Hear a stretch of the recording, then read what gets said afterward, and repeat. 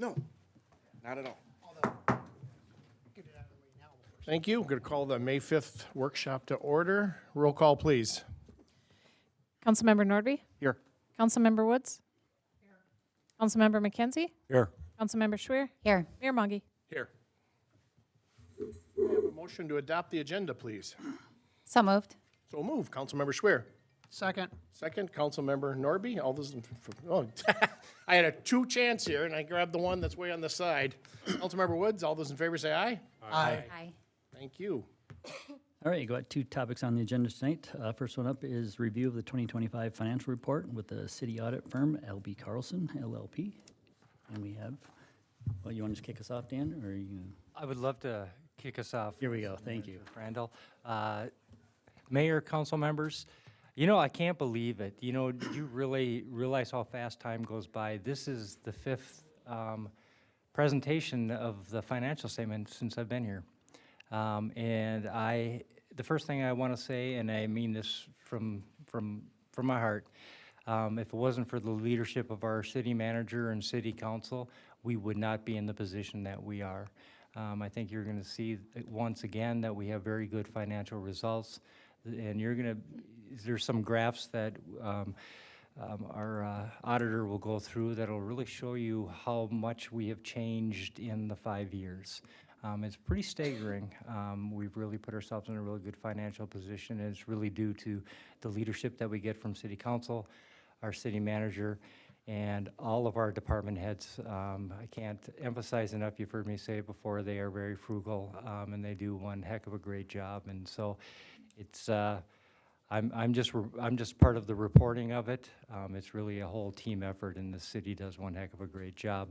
With that, I'm going to turn it over to our auditor, Jackie Hegel. She's a principal with LB Carlson, and she will walk through the findings and some information regarding how we finished the year of 2025. This year, we have a PowerPoint, so you don't need to be digging and looking at the big books that are all sitting in front of you. And then after this is all done, we will have a short quiz. So please be paying attention. Yeah, I love quizzes. And there'll be scores that'll be made public. Great on a curve. I do well on curves. So with that, again, Jackie and her team do one heck of a great job. This past year, we actually had two of the individuals who were here the prior year, which in the audit world is quite a feat on its own, because the turnover is great, but they do a tremendous job. And I think it's the philosophy that exists within and the culture that exists within our own organization here at North St. Paul. We welcome the auditors. We're very cooperative. We learn a lot, and we open the books completely open and be very, very transparent. So with that, Jackie, if you want to take them away and show them what you found. All right, sounds good. Well, good evening, and thank you for having me. As Dan said, my name is Jackie Hegel, and I'm a partner with LB Carlson and in charge of the city's audit for the year ended December 31st, 2025. So you did receive in your packet a few documents. One's that annual comprehensive financial report. That is the large document, the financial statements. We do, as auditors, issue an opinion on that, but all the information in there is the city's responsibility. That will be submitted to the GFOA for the GFOA award. There's also the special purpose report that summarizes the audit findings, or the audit opinions, I should say. And then lastly is the management report, which is our LB Carlson document that summarizes the results of the audit. And that is what my PowerPoint presentation walks through. So if you are wanting to follow along, you can in the management report, or like I said, we do have a PowerPoint this year. So starting off on the first slide then, just summarizes a little bit as my role as an auditor. As an auditor, my responsibility is to issue an opinion on those financial statements, but like I stated, the information in those financials, it is the city's responsibility. Our opinion, issues that they are fairly stated at year end in accordance with accounting principles. As part of the audit then, we also test the internal controls and the compliance over that financial statement audit, as well as with that Minnesota legal compliance. So each year, the Office of the State Auditor releases what's known as that legal compliance manual. And those are the specific statutes that as auditors we're required to test for each year. So they release this manual, and those are the statutes we go through from year to year with the city. Moving on to the next slide then summarizes the audit results. For the audit results over that financial statement, we issued an unmodified opinion, which is a clean opinion. That is the opinion you're looking for as part of your audit. For the internal control and compliance opinions over that financial statement audit, we had no findings to report for the 2025 year. And for the audit results over that Minnesota legal compliance manual, there was the one comment to report there, and that's with the payment of invoices. It was a similar comment that you did see in your prior audit as well, but just making sure that the city is paying invoices within that 35-day payment period. So there's a statute that you do need to be paying them within 35 days of receiving the invoice or the goods or the service. So 2 of the 40 that we tested were not paid within that payment period. Moving on to the next slide then, this summarizes some of the other observations and recommendations, not findings, but like I said, some other observations. A lot of these are the same comments you have seen in previous audits, so some of them will sound familiar. The first comment I just want to note is just some of the funds have deficit balances, like negative balances in the fund balances.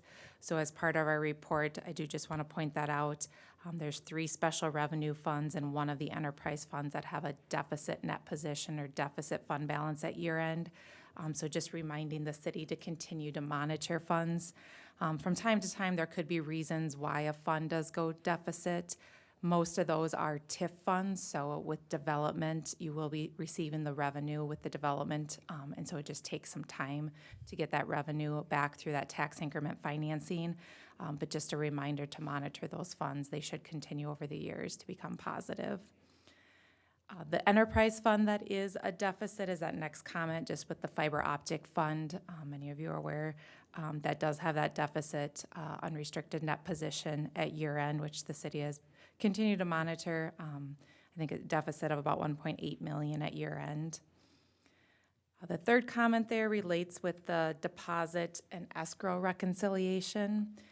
So every year as part of the audit or just throughout the city's finances, the city does receive some customer deposits and escrow accounts, and making sure those get fully reconciled by year end.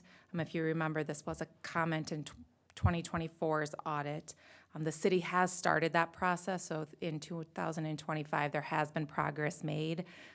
But I did want to leave it in here to comment on, to continue to make progress. We're hoping by the time we get 26's audit, those accounts are all fully reconciled by the audit of next year.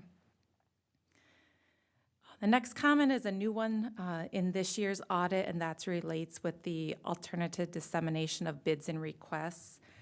So a city, when you go out for bids, you can do it in your your official newspaper, but you also have an option to use a website or some other industry trade journal.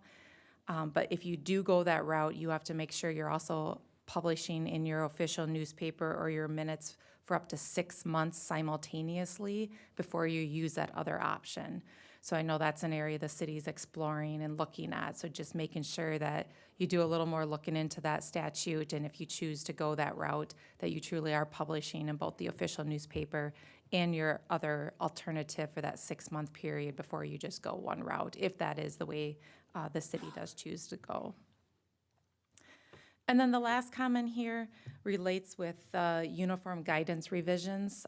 Uniform guidance is what governs the federal funding that local governments receive.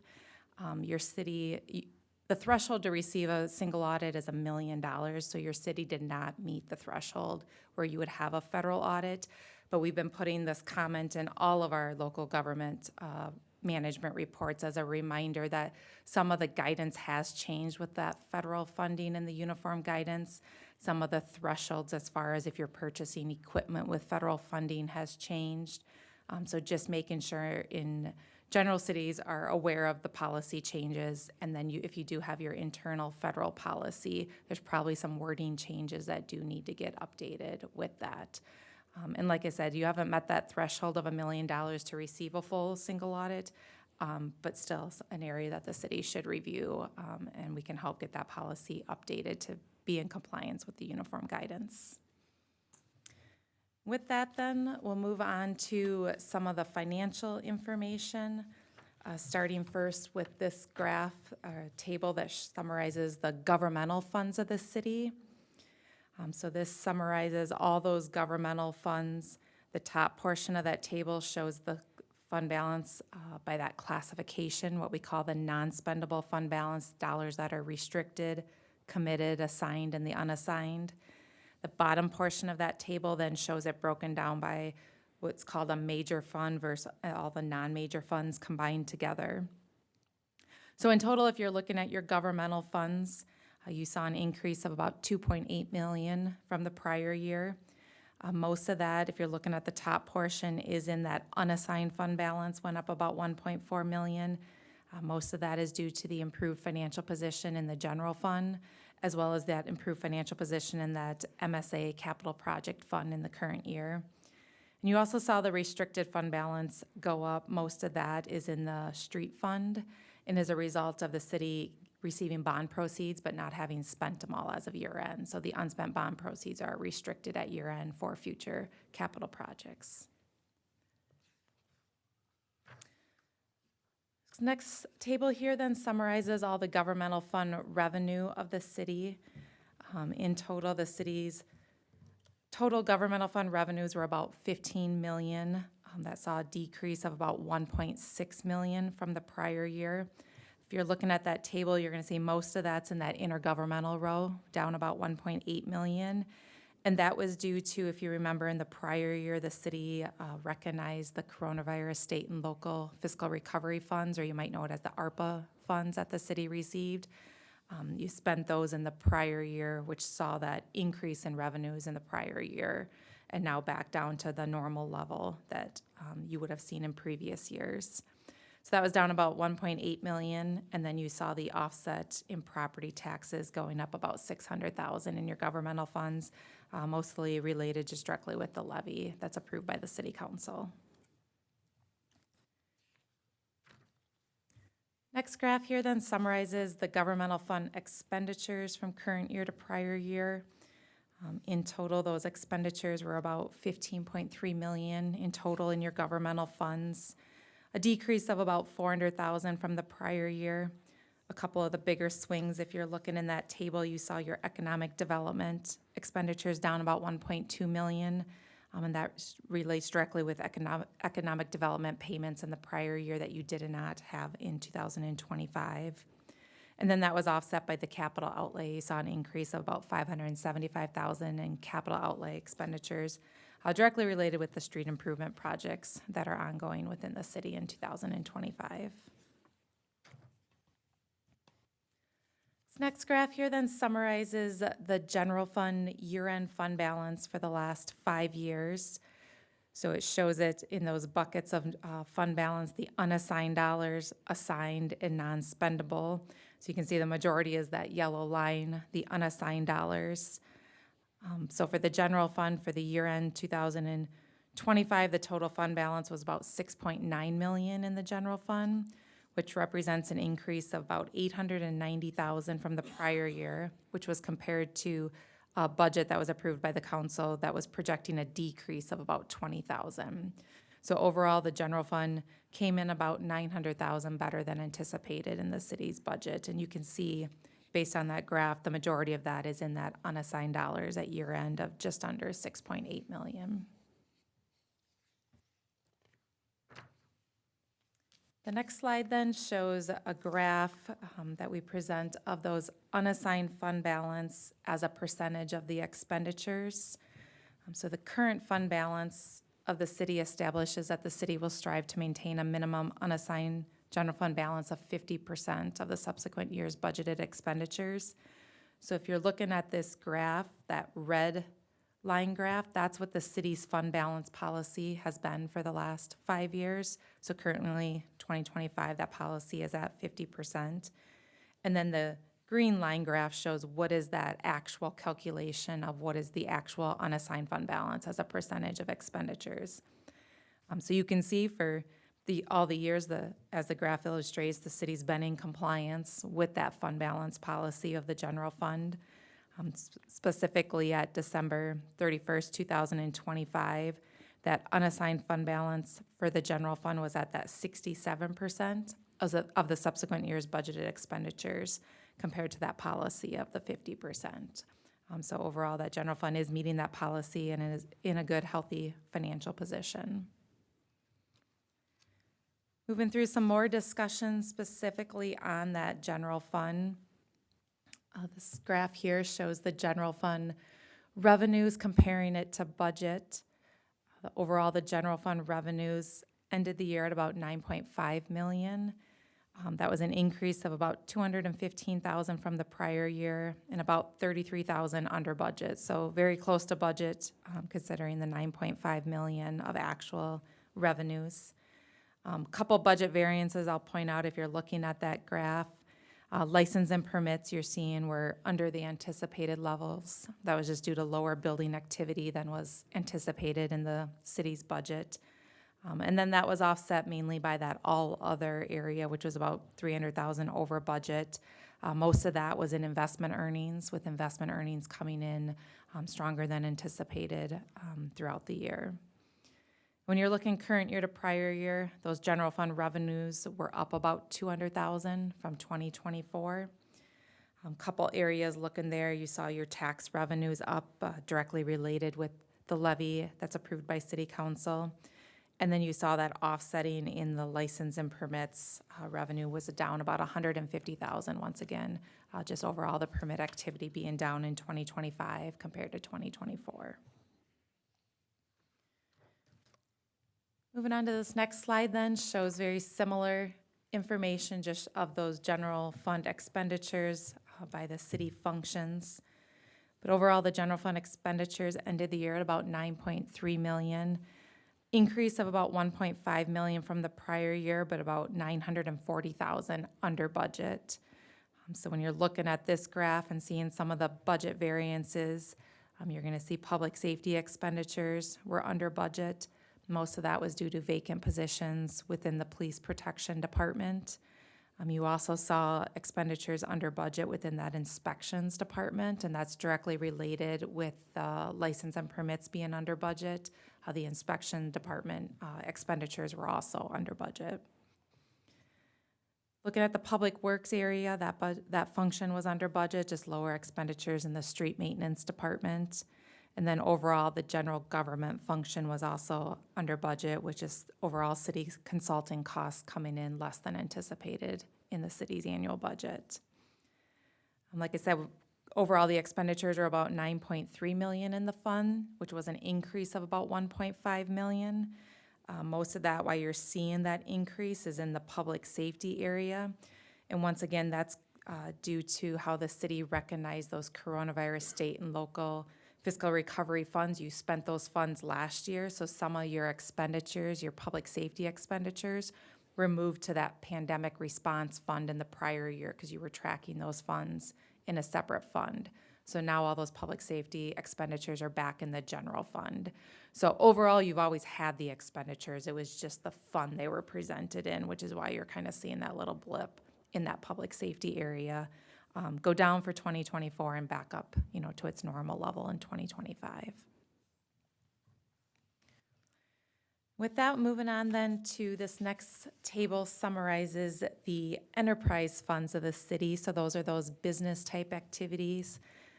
The top portion of this table shows that net position of the enterprise funds by the classification, what we call that net investment in capital assets, and then the unrestricted net position. And then the bottom portion of that table shows it by each of the individual enterprise funds. So overall, looking 24 to 25, you saw the net position in those enterprise funds go up about $3 million. If you look at the top portion of that table, you're seeing all of that is pretty much in that unrestricted fund balance, and that's just due to the overall improved performance in all these enterprise funds. And we will walk through and talk about each one. I have a graph on each one here, which you're gonna see is very positive operating results in all the various enterprise funds here, starting with the electric fund. So this is a graph of the electric fund for the last 5 years. It shows, the blue bar graph shows the operating revenues with the operating expenses in that yellow bar graph. The green line shows operating income, and then the red line excludes any depreciation. So it's the income before any depreciation on your capital assets. And that's consistent on all these graphs as we walk through. But overall, the electric fund ended the year with total net position of just under 14 million, increase of about 1.8 million from the prior year. If you're looking at your operating revenues, you saw those go up about 760,000. Most of that is directly driven by the consumption, saw increased consumption in 2025. If you're looking at your expenses then, your operating expenses, you also saw that go up about 400,000, and most of that's in those purchase utilities, which is directly related. As your consumption goes up, your purchase utilities expenditures also go up. But at year end, had operating income for 2025 in the electric fund of about 1.6 million. And that's before any transfers made to other funds. So overall, this fund did transfer out about 430,000 to other operations. Next graph then shows the water fund, also very positive operating results for 2025. Overall, the total net position in this fund saw an increase of about 700,000. Your operating revenues were pretty flat compared to last year, just a slight increase of about 15,000. The expenses, you did see a decrease of about 150,000. Most of that was just decreased professional services and some supplies and materials being down in the current year.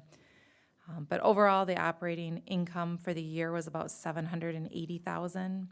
And this fund also did make transfers to other funds of about 180,000.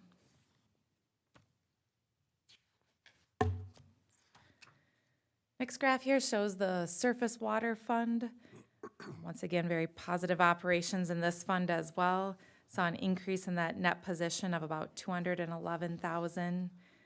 Overall, you saw a slight uptick in that operating revenue, about 25,000, mainly just the number of customers and the approved rate increase in 2025.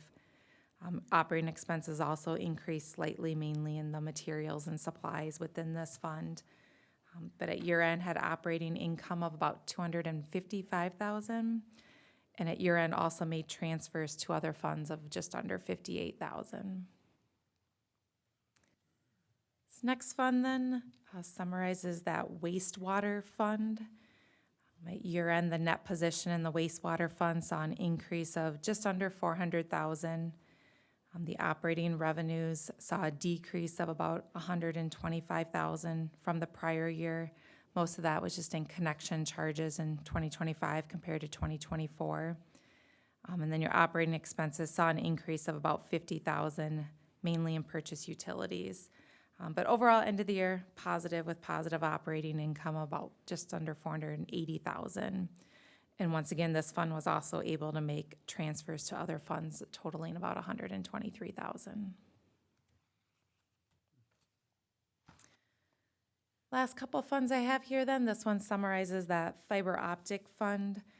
As I commented previously in my presentation, that net position had a deficit in net position of about 424,000 at year end, but did see a slight improvement from the prior year of about 58,000.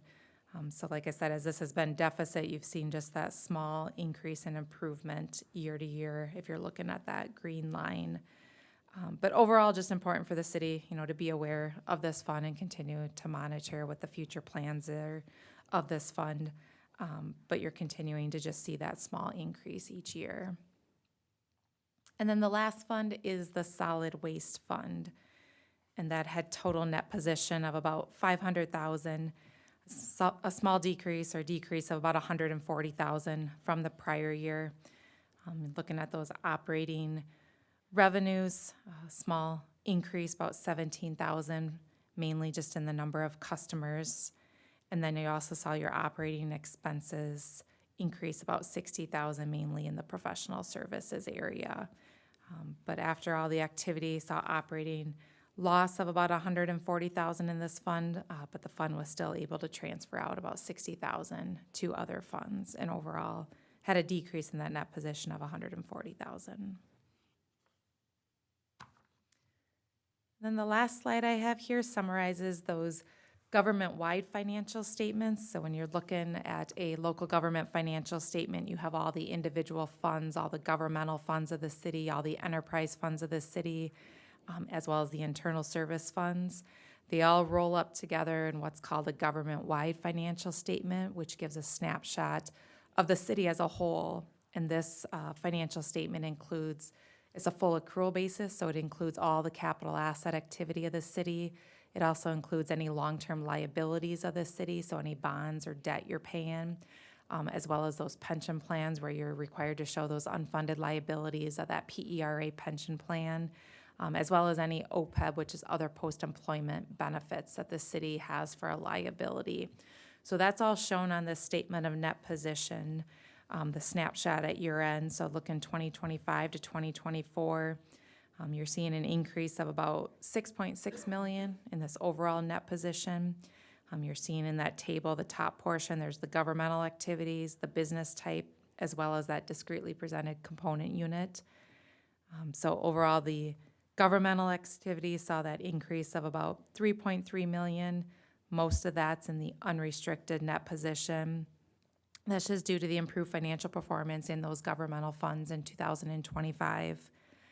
As well as your business type activities, increased that 3.1 million, 3.2 million, all in that unrestricted area, which is consistent with the discussion we just had as we walk through each fund, the improved financial performance of each of those funds. And then you saw your discretely presented EDA fund go up about 96,000 from the prior year. So overall, positive net position at year end, and saw that improvement of about 6.6 million from the prior year. So with that, I can open it up if there's any discussion or specific questions.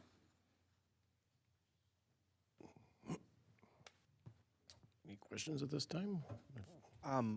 One, Dan, our credit rating recently changed. What is it now? It's AA plus. With this report, do you foresee any problem with us keeping that credit rating? Are we on track? Are we going in the right direction for that, to maintain that? Yeah, I mean, I'm not part of any of those discussions that you have with your bond ratings, but I mean, your general fund does have a positive, had a strong performance in the current year. You're meeting your fund balance policy. Your enterprise funds all, had positive improvement in the current year as well. Okay, thank you. So, Councilmember Nordby, part of our discussion when we went for the bond rating that eventually raised the, our grade, part of it was the emphasis that we have a 50% fund balance policy and that we're above that. And Brian and I fielded all the questions that they had, and one of the components that they were concerned about is, can we maintain that 50%? As you can see, the results of this is at 67%. My comfort level is I wouldn't ever drop it below 60%. But yes, I think at the end of the day, what the results of 2025 shows is that we definitely will maintain that AA plus, unless something drastically goes wrong during this year, which so far hasn't shown that it's happening, because next year we'll be going out for another bond issuance. So. Well, thank you, Dan, for your leadership on this, and Brian, we've been working really hard over the last few years to be able to get to this point. When you watch the news, all you hear is bad news about budgets and money and different things like that, so it's really, really great that we're able to be in this position during the time that a lot of other places are in, so it's greatly appreciated. I do kind of want to, again, if you have any other questions, do kind of want to tell you the next workshop that we're going to have, Brian and I have discussed it, and We're going to talk about some of these numbers and how they look. You're seeing the end result, but obviously our 10-year plan has some of these positive results in the plan. They're performing a little bit better. So we're going to take a look at that and put it in the context of what we had predicted versus what the end results were on the net change in our position. We're also going to be looking at all of the funds' cash balances and how they change from 24 to 25. We'll also be looking at how we're doing so far for the first quarter of 2026.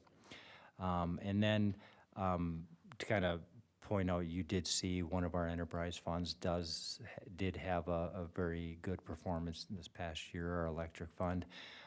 We are going to come in with some analysis and kind of show you, we'd like to try kind of a not temporary, but a first step in trying to ease the electrical costs that occur during the summer months and putting a cap on the, kind of the energy charge, additional charge that they give part of theirs. And we'll show you the results of what that potentially would do based upon the consumption of 2025, what it would do as far as a reduction in revenue, and seek City Council's approval that we can actually try to implement that this year when we go into the summer rates. And then we'll break down what changed in that $1.8 million, because you'll see some different components that make up that 1.8 component to it. But I do want to kind of bring to your attention just a couple of pieces. Because we've talked about it as we definitely go through our budget component to it, that when we look at our revenues here, you can see, again, we have a heavy dependency on property taxes and intergovernmental. And you can see that made up, 75% of our governmental revenue. So there's a heavy reliance on that component to it. Another kind of slide that, this is what your leadership has done in the time that I've been here. We've gone from a $3.5 million unassigned fund balance to $6.8 million, where we're at 67% of our subsequent year's budget. That's due to your leadership and putting ourselves in a much better financial position, which then translated into getting a better bond rating. And then one kind of other piece, two other pieces that I just want to kind of point out, and we'll be talking more about these components as we move forward. The electric fund, we will come back and have more of a discussion. I think it's just one more component. The solid waste fund, as you can see, that we've had losses onto that. If you remember, that's been done per plan strategically. We knew we had a fund balance. We don't have a lot of capital tied up into this fund. We were buying down some of that fund balance until we went out for an RFP for trash and recycling, which we have. We're in the process of interviewing. We've interviewed one of the vendors per City Council's direction. We're interviewing the other one actually tomorrow. And hopefully bringing something back in front of the City Council for approval in June.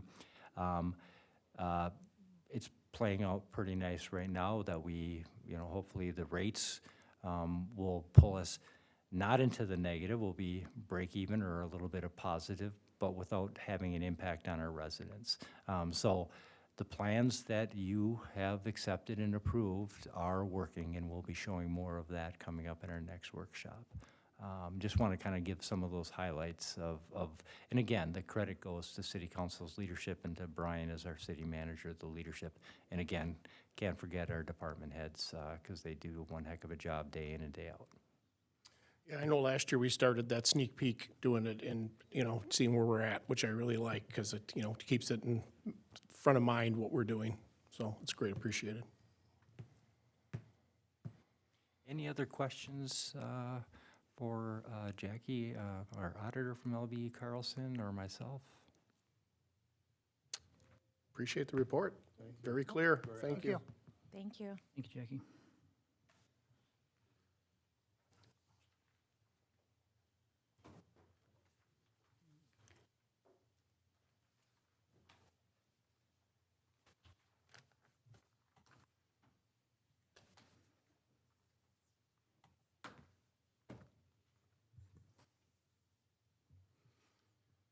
Changing of the guard.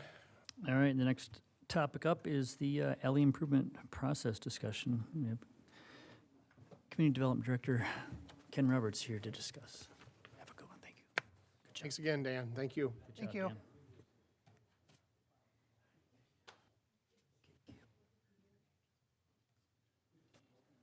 How long is this meeting gonna go? That's a big cup. He's getting comfortable. That's a good sign.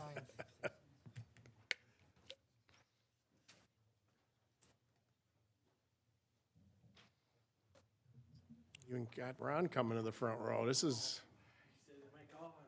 Yeah. You're used to that in school. I'm sure they had you over in the corner.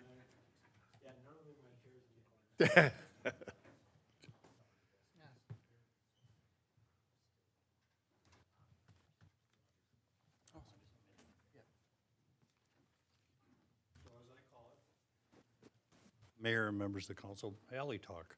Alley talk. We had trash talk last time, so it's alley talk. Here we go. And really what it is a discussion, we want to have a discussion as staff with the council about public alleys and the concept of private improvements made in public alleys. And what brought this to our attention recently is we were approached as staff by property owners that abut an alley that is under improved with gravel, and they said, well, we want to put some blacktop down, what do we do?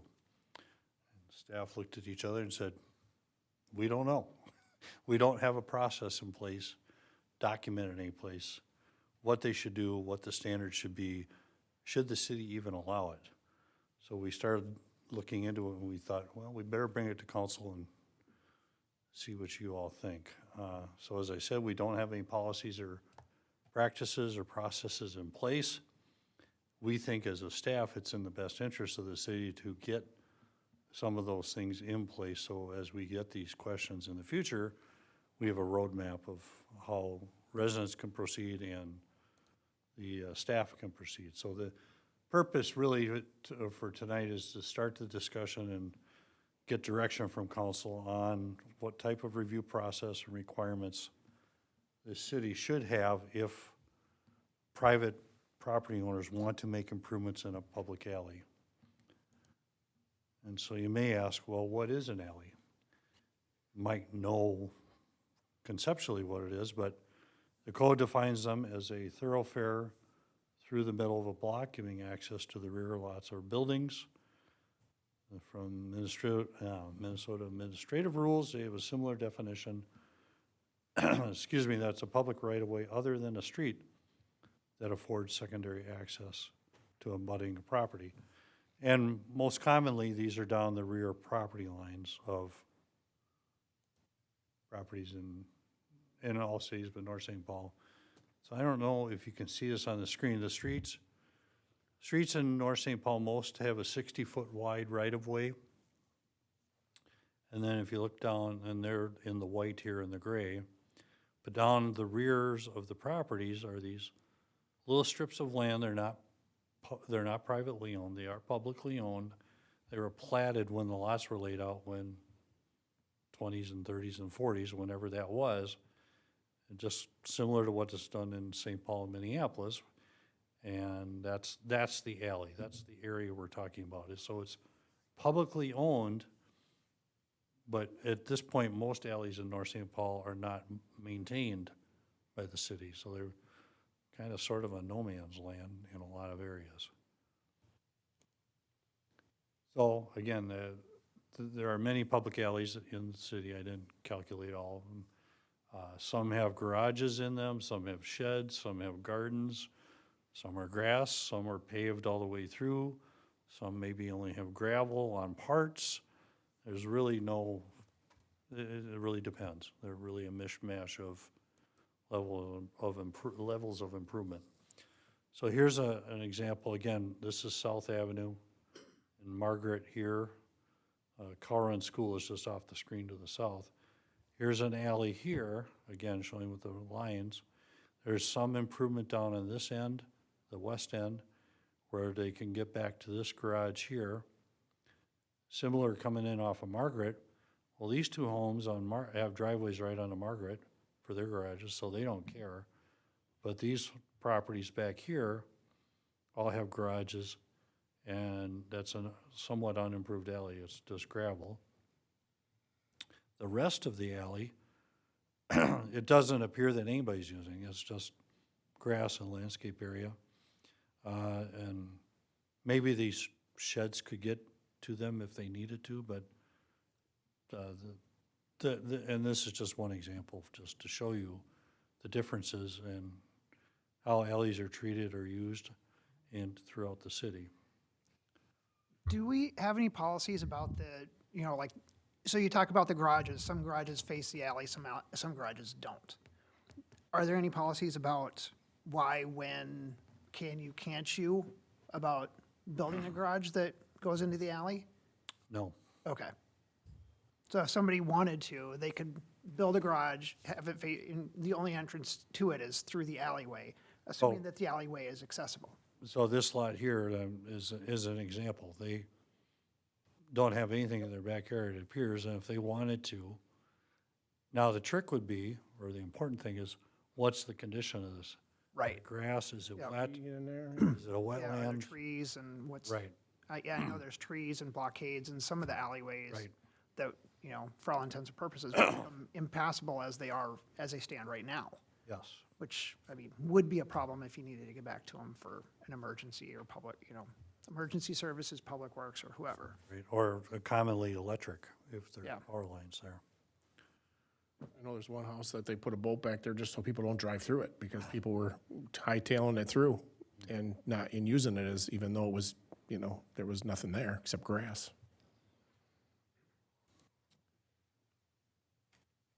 So for through alleys, I'm going to differentiate a little bit. A through alley in my mind and for the staff is going all the way behind or through a whole block, street to street, versus just a segment, which might be 3 or 4 houses.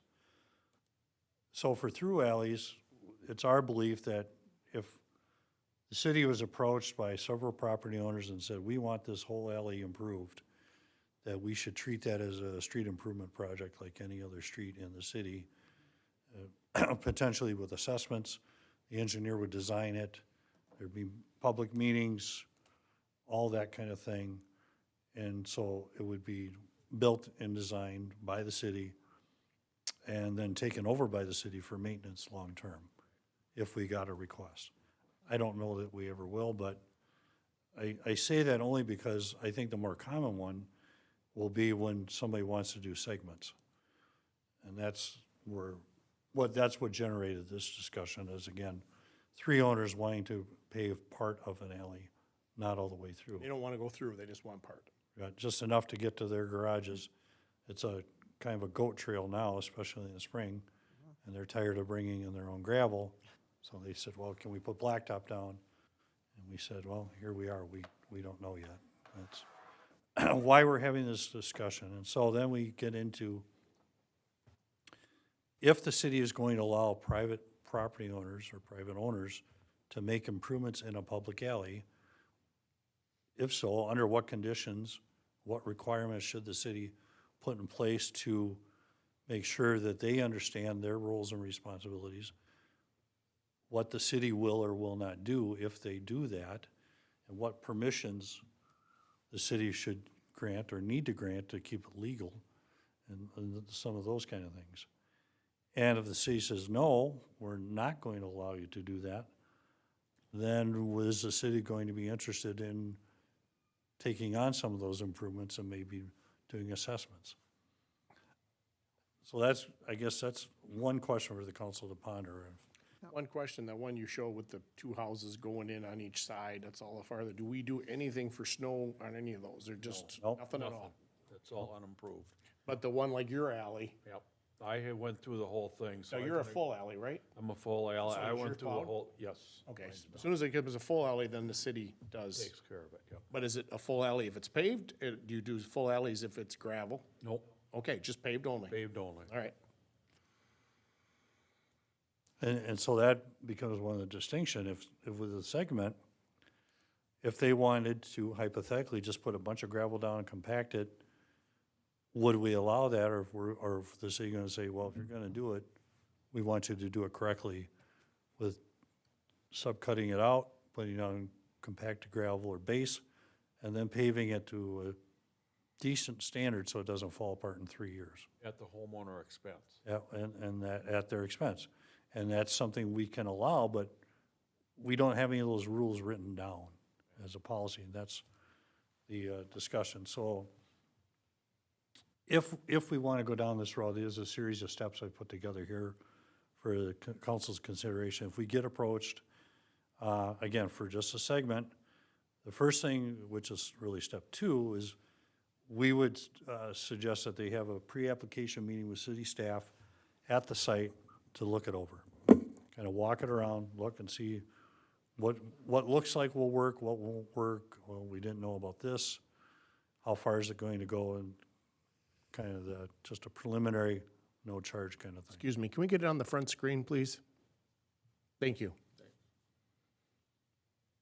And then with that, it'd be, staff would then give feedback to the proposal, feasibility about the improvements, what they see, what the concerns would be, that kind of thing.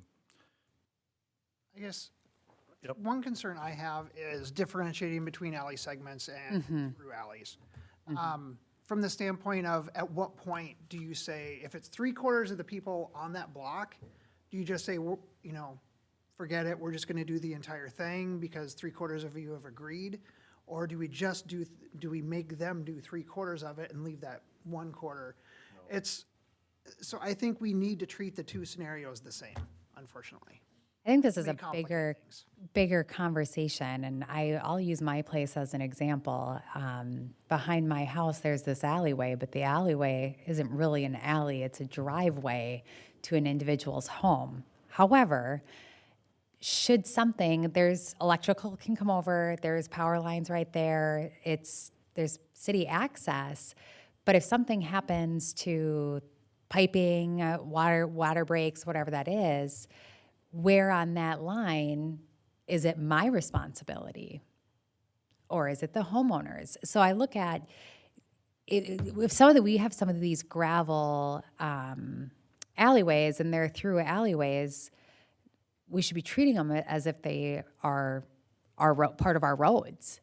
I don't necessarily think we would put it on, a resident shouldn't decide that they're going to, or they would like to blacktop it. I mean, I see a bigger discussion here besides just what should we do? We should create a larger policy regarding this if we have nothing in place now. Because a lot can happen, just not only on snow removal, but I mean, like, it's again, water piping, what does that look like? Right. Property lines, Drainage. yep. It's all gotta be drained properly. And part of those, like, you know, the 25, 28 there, they probably don't want an alley behind them, those middle houses, you know? Because I know I lived in St. Paul on an alley, and the only stipulation I had when I moved was I wasn't gonna have an alley ever again.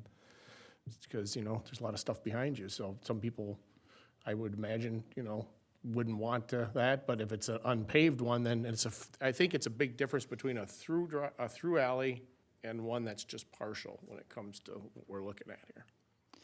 If I may, this is a huge conversation, and yeah. there's so many different ways you can go.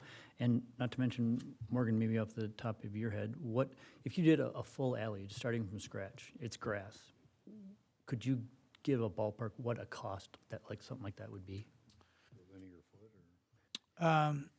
Because alleys are 20 feet wide normally. Math. No, I'm just, Hypothetically speaking, so I've done in other cities. So in my time in North St. Paul, we've never had a public, alley paving project like the city standards here. I have done it in other cities though, and at today's pricing, through alley, so access on both sides of the block, right? Asphalt, you can't skimp because sometimes trash is picked up through there, and those vehicles are very heavy. So like the road section needs to be kind of close to a road section. It's not as wide. you're typically handling drainage in the center, so there's an inverted crown rather than ditches or storm sewer, but sometimes alleys are too flat or there's a low spot in the middle, and, you know, there should be a storm sewer pipe in there to drain that out so you're not holding water back there. So I think we've all seen that before, and maybe especially in unimproved alleys that might be gravel. So to actually get to answer the question, I would not be surprised if over $100,000, $125,000, easy. Was yours? Is that per house or for the whole? No, for the whole alley. Maybe even 150, to be honest. No, the neighbor that owned the property part that I live in now, he paid for the sewer culvert at the bottom of the alleyway on the first street end of the property. So when we went through to do the alleyway, we did the partition throughout all the neighbors. And then, there was fors and against, so we divided it all up and went through the people that were for it and against it. And we had one neighbor that had abstained from it. So it ended up, and we got the alley out of it, but we did not have to put in the sewer because it was already there by the prior owner on 2444. So we lucked out there, but everything then, the only thing is when they build them, they only put a 2-inch or 3-inch base underneath. And I've been kind of adamant that the garbage trucks don't go up there because you're gonna destroy this whole thing.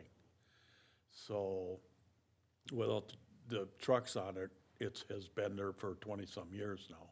Yeah. So when we started talking about this, how I understand it right now, and again, I don't believe there's any policy or anything, anything on the books that we can look at and Right. say this is how you would build it or this is what you do. But my understanding is that if you all lived on a block together and you guys had an alley that was unimproved and you guys all got together and got a petition and everyone signed up to do it, you guys would pay for that to get done. And then once that you guys paid for it, it got installed, the city would take over the maintenance of it. That's what it is. We all paid our property of the money that divided out between all our residents. Yep, so let's just say that came out to be, so without any standards in place of how that alley would be built and the city taking ownership of it after it was installed, we talked about, well, maybe it should be built to a standard then. So down the road, when the city has to redo it or do improvements to it, you know, the base and everything is built correctly.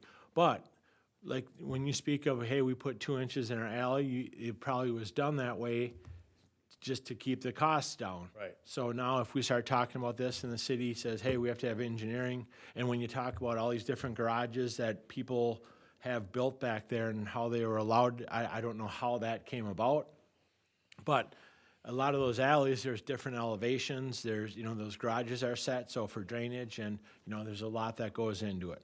So that's why these alleys, these non-through alleys that go in 1 or 2 houses, and these people have gravel, and they have potholes, and they have water sitting in them, and they keep putting gravel in each year, year after year, you know, they're like, hey, we just want to pave this so we don't have to deal with that, you know, so these discussions, and, you know, a resident came in, they wanted to do that. I think it was 2 or 3 houses that would be involved with this. And they just like, we just want to pave this so we don't have to deal with this, you know, gravel or rocks and potholes and, you know, all that. You know, it's winter, or spring and, you know, early winter where we sink in, where the frost is coming out of the ground. So they are 2 different things. But, you know, if we're going to, and that's why for us, I would get asked questions from residents, can I do this? And I'm like, I don't know. And there has been, like since I've been here, there has been one done where it's a partial paved and it's over off of First Avenue and First Street, where they have they had a big slope coming out and the rocks would wash out into the road, and, you know, and that was done, and it was kind of treated like a driveway, and the residents paid for it. You know, but it was just the residents that were involved. I can't remember if there's 2 or 3 residents that were involved with it. So. Was it permitted by the city? I don't know if it was or not. But people would ask me that, and without a policy, you know, when this came about, so we started talking about it, and I'm like, I shouldn't be the guy deciding whether we do this Put or it all not. on you, You're Ron. gonna actually have to have this surveyed because of the height difference from Margaret Street to Helen Street. There might be, yes. You're gonna have to have it surveyed out to get the grade proper. Right, and that's what when we start talking about this, it starts getting into be a lot bigger project than just, hey, we just want to pave the alley or pave a Well, portion. And going off of what Morgan had said, you know, do these people, did they pull a permit, whatnot? I know where you're talking about, and it looks like a driveway. It doesn't look like it would have been an alleyway, and I think some of these individuals may see those areas that are considered alleyways as driveways, like the one behind my house. That said, I knew when I first moved there, they poured gravel just for themselves to keep up with it. But I think this comes to a bigger discussion is how are we going to, as a city, what does this look like moving forward? Are we going to, you know, like the one by my house and the one that we were just talking about off of First and First with there are two houses and they look like a driveway. Do we look at those areas as, okay, those they're not alleyways anymore, they're driveways or, again, much larger talk on that, but over a through alleyway. Yep, there's one on 19th that they just put a brand-new garage there just last year. I mean, it's in the middle of an unimproved, alley where, there was never a garage there before, but now, it's built brand new in the middle of an unimproved alley. Yeah, and I can tell you that we're not alone as a city on this. I've talked to many other people about this and these alleyways or easements or, whatever it might be. I mean, it is, there's a lot of moving parts to it, so that's why we wanted to have a discussion about it. Is it okay if I offer something up? So, we've been talking a lot about, and there are a ton of complications here, right? And so calling out things like drainage and survey and making sure that things are done correctly is certainly a thing. I do want to point out that there are potential agreement mechanisms that are available that allow private property owners to make improvements within public lands. Well, not everybody, but most lots have a driveway that might extend across the public right-of-way on the road so that they can get their cars on the road from, wherever they park them in the garage. That's an example of something that typically doesn't need an agreement. It's, could be called an encroachment agreement or a license agreement, but there is a mechanism to allow people to do things within the right-of-way or within an alley right-of-way that's in the rear. It's the same thing. If it's public right-of-way, it doesn't matter if it's unimproved or improved in the back of the lot versus in the front of the lot. So there is, and it's been done before, right? And North St. Paul wouldn't be the only city to consider something like that in special circumstances where the city doesn't have an interest in, putting a through alley or something more than basically just a driveway, right? So that can be an option. Ken maybe didn't go through all the potentials out there, but I just wanted to point that out, that it doesn't, in every instance, it doesn't have to be a public, city-owned and operated and designed and city-managed, I guess, with respect to repair and snow removal. There are legal agreement mechanisms that might be potentially considerable by the council in a special circumstance for a situation where it's just an access for one property or a few properties that might be internal from, a block there. But really, there's no interest in the city in doing anything other than maintaining their power lines through there, right? So that is a possibility. That makes it a lot easier when it is an approved alley because your utility trucks can get in and out much easier and not getting stuck in the winter, things like that. I would say on the flip side, though, you've got the more roadways we have in the city increases, maintenance costs, increases public works costs. Yep. So adding an alleyway, one might be okay, two might be okay. Once you get up to 5, 10, 15, then you got to start looking at increased costs within the city to go along with the maintenance, the general maintenance of the, because especially if you're taking trucks down there, the plows and stuff, those alleyways are going to get torn up, honestly. So it's just a matter of the fact. So Mayor and council, say with the example on the screen, or any example similar to this, if it was staff's expectation, if this went through and some policy was set and they want to pave this much or this much, all future maintenance and snow plowing would be on the private property owner. Right. Yep. The only time it would be public, again, if it's a through alley all the way through. But even in that case, I think there's still got to be some responsibility on the property owners for getting it reviewed, for, having somebody come in and, do get a permit done on it to make sure that the drainage is correct, that it's the right width, that it's not encroaching on any one person's property too much or anything. I would foresee city engineer or city engineer directed staff review of, surveyed plans or something that identifies what's going on with the drainage, what are they proposing from a paving standpoint, and maybe even for not public, but maybe even for private improvements, we still have standards. Yeah. Because, we want to limit and mitigate risk for both the city, but also adjacent landowners that, might be immediately adjacent.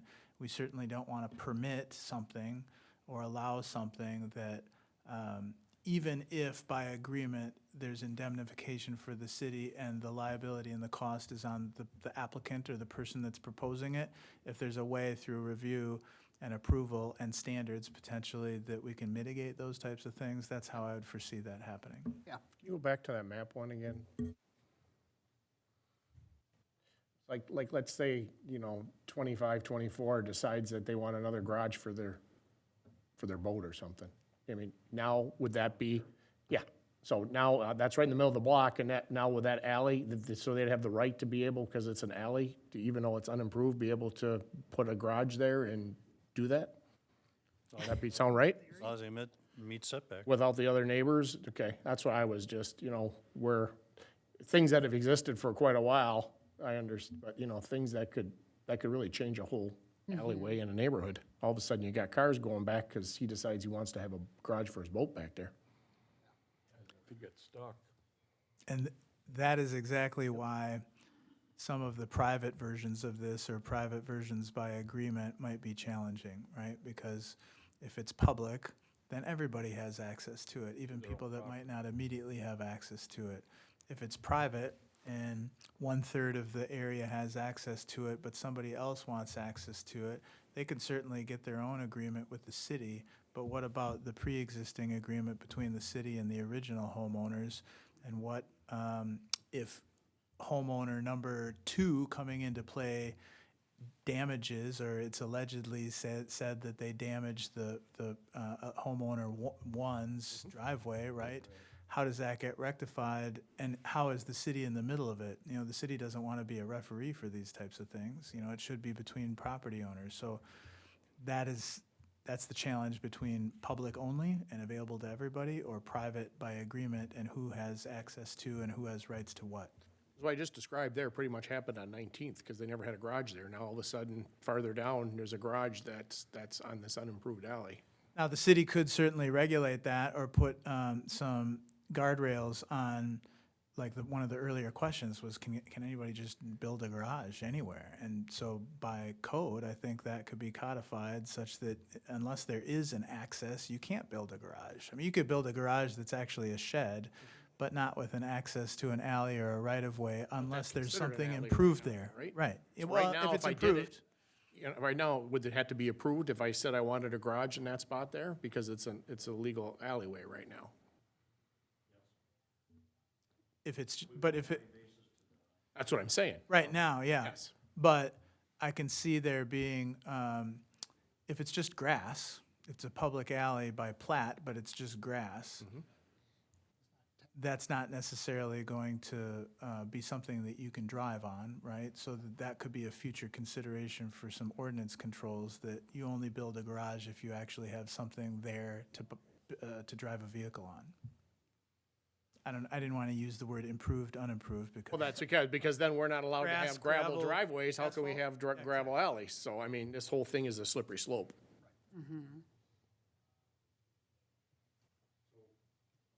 as a staff, we're not ready to throw up our hands yet, but we're looking for some. We gotta dissect this a little harder. Yeah, I agree. I think this is a larger project, and we do need to dissect it a little bit more. One thing I want to point out before we get done, we did propose some minimum construction standards. Just to make, if we're going to go down this road in private improvements, to ensure that they are done correctly. As Brian said, we don't want them throwing blacktop on top of grass. That's not going to work. You got to excavate it, put the proper base in, compact it, minimum thickness of bituminous, minimum width. The alley right-of-way is 20 feet usually, so the surface could be 12 to 14 feet wide. Leave a little room in each side for setbacks and snow storage and drainage. Clarify that we're not accepting gravel or class 5 as the surface. And if there's no curb cut at the street, say at either end, that they'd have to install a proper curb cut with concrete, So you said not using class 5 or gravel. either one, for the final surface. How about we have unimproved alleys right now that are like that, right? Right, but if somebody wants to come in and do an improvement, Okay. we're saying bituminous, or if they really want to go crazy, put some concrete in, fine, but not, we're not going to accept just gravel and have them say they're done, is what we're proposing. As Mayor was saying, if this fella on 2524 wanted to put a garage in, he has to have his property surveyed, and his, whatever he wants to put on the back of that property has to follow the setbacks according to the city, off the city property lines on each end of the right-of-way, which is, 11 feet for the driveway itself and 3 or 4 feet off each end, each side, yeah, I think it is 15 or so feet. I'd have to review that, but yes, Platted alleys in North St. Paul are typically 20 feet wide. Yeah, okay, so they get, okay, yeah. And you can see here that half of them are almost on the alley. Some of the garages. some of All the these garages are actually Yep. on the Yeah. alley property. right, and that's why the value of a survey is, So they they're, just they're opened up a can of worms. they're expensive, but the surveys tell a lot of the story of what's really happening. Right. People assume they know where the property lines are, and we know how that goes.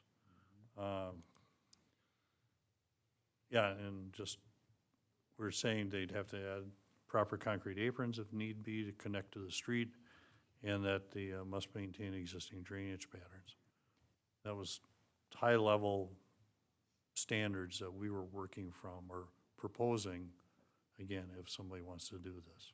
I think too, what Ron mentioned before, and I'm picturing the one on 18th in my head between Margaret and Charles.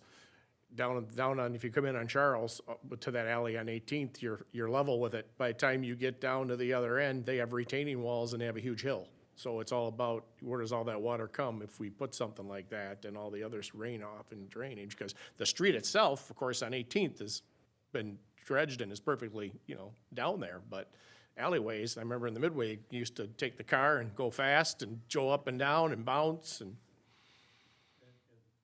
The other thing, depending on the size of the project, depending on the square footage and acreage, it might trip the need for a watershed permit. And we know how those are. And so that's, again, 2 or 3 driveways, probably not, but a through alley probably would, for sure. Because on Helen Street down there, that's where the drainage is off the pond, off the Coward Lake, Coward backside there. And I just want to clarify, in my opinion, or the way that I look at this is, let's say we let someone partially pave an alley for 3 or 4 houses. The city would not maintain that. Right. That would still be the homeowner, just because they're paving that. Yes. It would have to be a through alley that the city would be eventually taking over. That's what we, that's A what neighborhood driveway, that's gonna be pretty much not an alley. Yeah, exactly. I mean, that's probably a better way to classify And it. there might be, and I think these exist, I think you were actually even describing them. There might be some rear yard platted alleys that are not feasible to make a through alley Oh, yeah. because of the grade, right?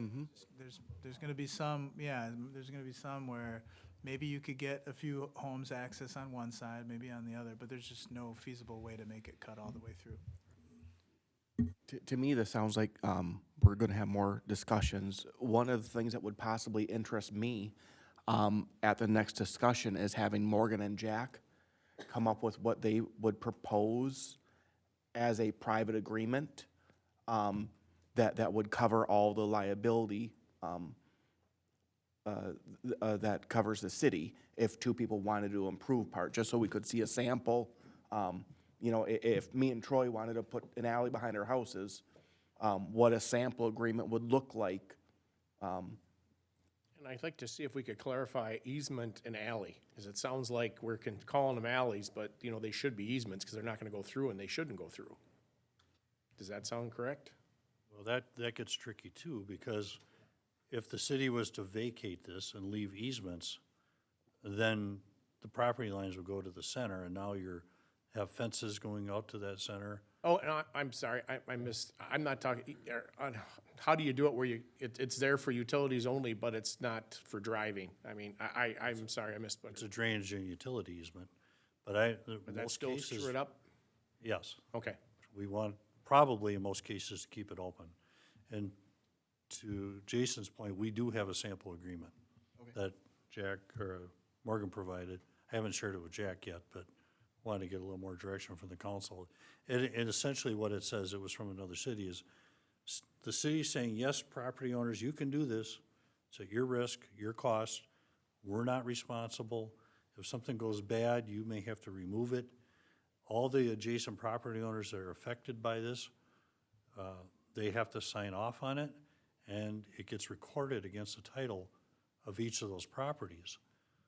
So the future buyers know that they got permission to do this thing 10 years ago, but it's on their nickel, their responsibility. The city doesn't repair it, maintain it, do anything with it. Because last year when I lived in the Midway, St. Paul, I had to collect for the snow removal because they didn't do snow in Minneapolis does it, but St. Paul didn't do it. And I had to knock on doors and try to collect $10 a year for snow removal, and it was just about impossible. So I feel bad for anybody who has to go down that road. We're out of time. It sounds like there's some general Yep. consensus here, but you'd like it brought back, maybe fine-tuned a little? Oh, yeah, 100%. Yeah. It got more mucky as we talked. I mean, every time we brought something up, there was something else that, And frankly, that's what we expected, but we Yep. wanted to get it in front of you. it's a good, we need to do it, 100%. We have to understand it and do it. So I'm glad you brought it up. It's just gonna take some real thinking and some going out to other places and try to understand. And, you know, we have places that are already there that, you know, they've been using it forever, and they're probably not, like that one place you could see, it's halfway into the alley, their garage. So, I mean, there's gonna be things we'll run into that way too, where everybody assumed where everything was. So, yeah. Thank you.